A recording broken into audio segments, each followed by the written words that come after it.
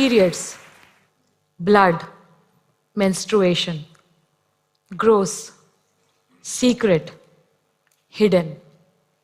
Why? A natural biological process that every girl and woman goes through every month for about half of her life.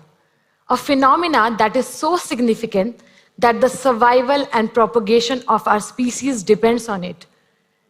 Yet we consider it a taboo. We feel awkward and shameful talking about it. When I got my first periods, I was told to keep it a secret from others, even from my father or brother.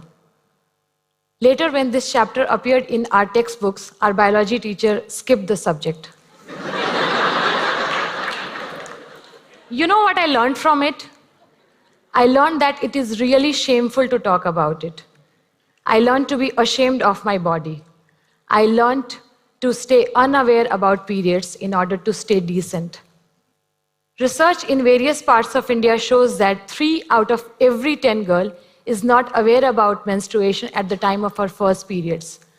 And in some parts of Rajasthan, this number is as high as 9 out of 10 girls being unaware about it.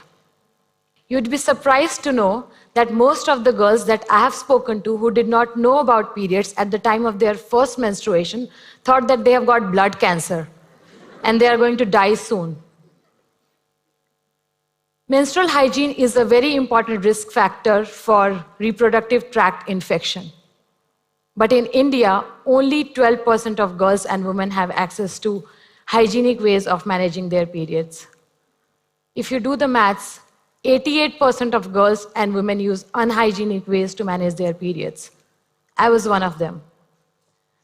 I grew up in a small town called Gadhwa in Jharkhand, where even buying of sanitary napkin is considered shameful. So when I started getting my periods, I began with using rags. After every use, I would wash and reuse them. But to store them, I would hide and keep it in a dark, damp place so that nobody finds out that I'm menstruating. Due to repeated washing, the rags would become coarse, and I would often get rashes and infection using them. I bore this ordeal for 5 years until I moved out of that town. Another issue that periods brought in my life was those of the social restrictions that are imposed upon girls and women when they are on their periods. I think you all must be aware about it. But I will still list it for the few who don't. I was not allowed to touch or eat pickle. I was not allowed to sit on the sofa or some other family member's bed. I had to wash my bedsheet after every period, even if it was not stained.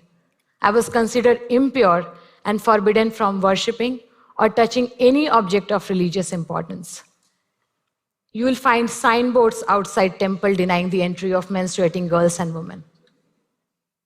Ironically, most of the time, it is the older women who impose such restrictions on younger girls in a family. After all, they have grown up accepting such restriction as norms. And in the absence of any intervention, it is the myth and misconception that propagate from generation to generation. During my years of work in this field, I have even come across stories where girls have to eat and wash their dishes separately. They are not allowed to take bath during periods, and in some households, they are even secluded from other family members. About 85% of girls and women in India would follow one or more restrictive customs on their periods every month. Can you imagine what this does to the self-esteem and self-confidence of a young girl? The psychological trauma that this inflicts, affecting her personality, her academic performance, and every single aspect of growing up during her early formative years. I religiously followed all these restrictive customs for 13 years until a discussion with my partner, Tuhin, changed my perception about menstruation forever. In 2009, Tuhin and I were pursuing our post-graduation in design. We fell in love with each other, and I was at ease discussing periods with him. Tuhin knew little about periods.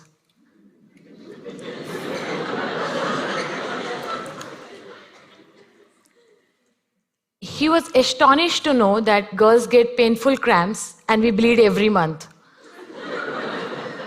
Yeah. He was completely shocked to know about the restrictions that are imposed upon menstruating girls and women by their own families and the society. In order to help me in my cramps, he would go on the internet and learn more about menstruation. When he shared his findings with me, I realized how little I knew about menstruation myself. And many of my beliefs actually turned out to be myths.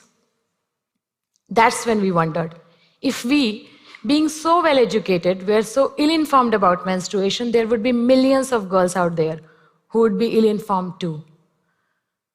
To understand the problem better, I undertook up a year-long research to study the lack of awareness about menstruation and the root cause behind it.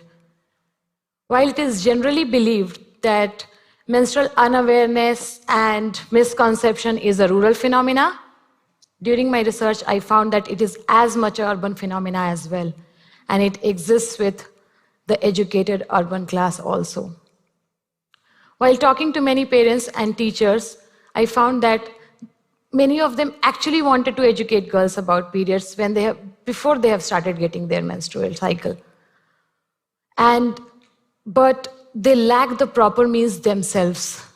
And since it is a taboo, they feel inhibition and shameful in talking about it.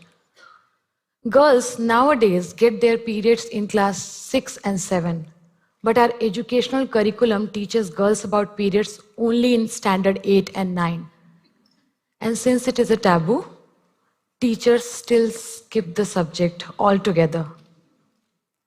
So, school does not teach girls about periods. Parents don't talk about it. Where do the girls go? 2 decades ago, and now, nothing has changed. I shared these findings with Tuhin, and we wondered, what if we could create something that would help girls understand about menstruation on their own? Something that would help parents and teachers talk about periods comfortably to young girls. During my research, I was collecting a lot of stories. These were stories of experiences of girls during their periods.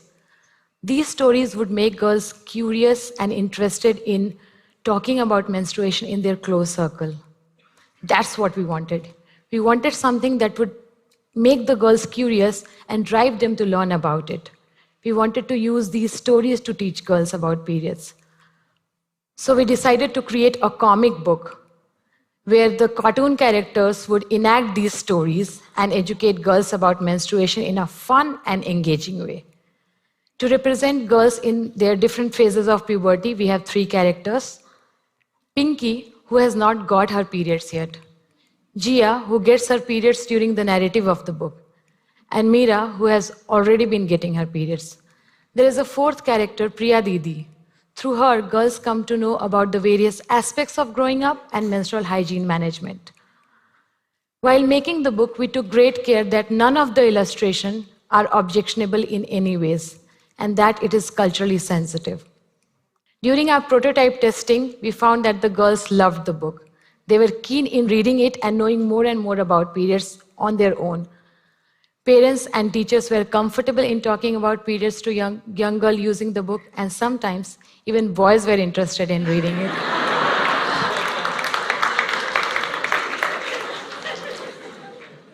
The comic book helped in creating an environment where menstruation ceased to be a taboo. Many of the volunteers took this prototype itself to educate girls and take menstrual awareness workshop in 5 different states in India. And one of the volunteers took this prototype to educate young nuns into Buddhist monastery in Ladakh. We made the final version of the book called Menstrupedia Comic and launched in September last year. And so far, more than 4,000 girls have been educated by using the book in India. And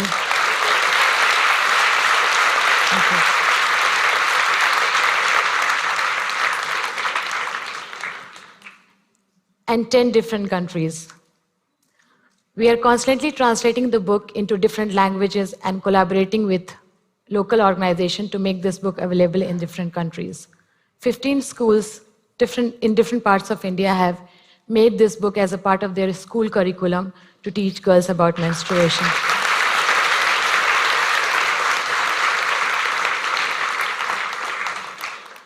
I'm amazed to see how volunteers, individuals, parents, teachers, school principal have come together and taken this menstrual awareness drive to their own communities, had made sure that the girls learn about periods at the right age and help in breaking this taboo. I dream of a future where menstruation is not a curse, not a disease, but a welcoming change in a girl's life. And I would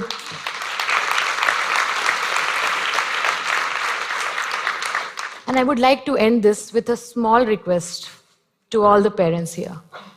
Dear parents, if you would be ashamed of periods, your daughters would be too. So please be period positive. Thank you.